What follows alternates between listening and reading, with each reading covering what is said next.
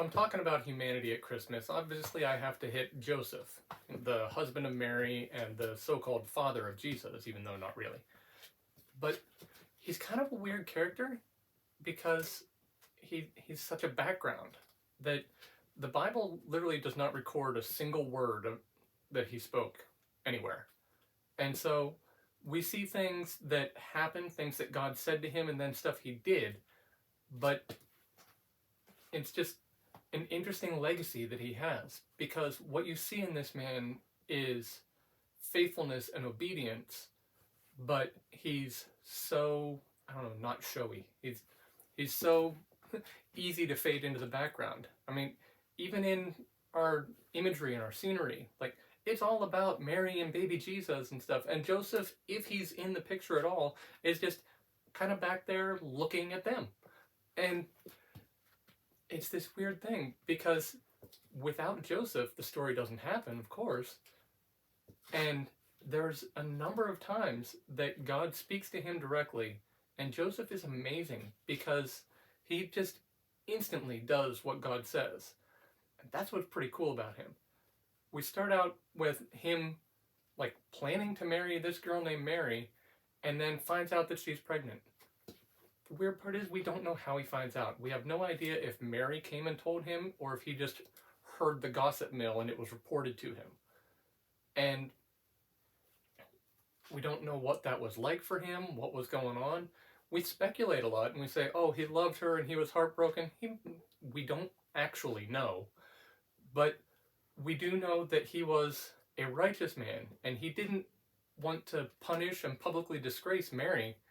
Like, whether he believed her story or not, we honestly don't know. But he didn't want to publicly shame her. So he was going to just quietly let this all disappear until an angel shows up to him in a dream.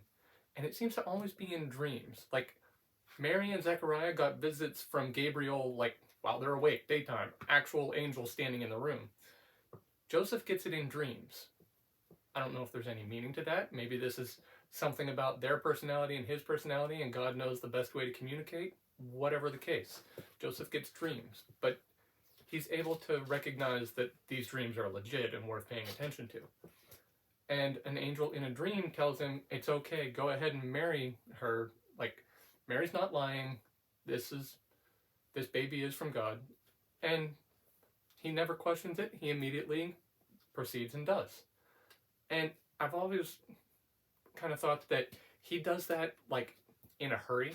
As soon as he finds out that she's pregnant, I'm hoping, again, I'm speculating, but I'm hoping that he gets that visit from the angel pretty quickly. He must have, because if he had this plan that he was going to quietly divorce her, then, like, he would have been moving forward with that, and the message came in time to stop him. But I think when he got told to marry her, he goes ahead and hurry up does it, so that at this point, if anybody who doesn't already know the story, they see she's pregnant, but she's married, no big deal. And so it, like, minimizes the scandal. But then, of course, they have to go to Bethlehem, and there's the whole birth there. But in everything that happens in this story, with the shepherds showing up, talking about the angels, and the crazy old guy at the temple prophesying and stuff, all we see is Mary's response. Joseph is just there. Even when the wise men eventually show up, it says they came into the house and found the child with its mother. Joseph isn't even mentioned. Like, maybe he wasn't there, maybe he was off at work when they showed up, we don't know, but he's not in that story. Until after the wise men, once again, an angel comes to Joseph in a dream and tells him, hey, get out of here, Herod's going to try to kill you. And so he immediately does, like, in the middle of the night. He doesn't even wait till morning. They're gone. And just all we see in Joseph is practical obedience.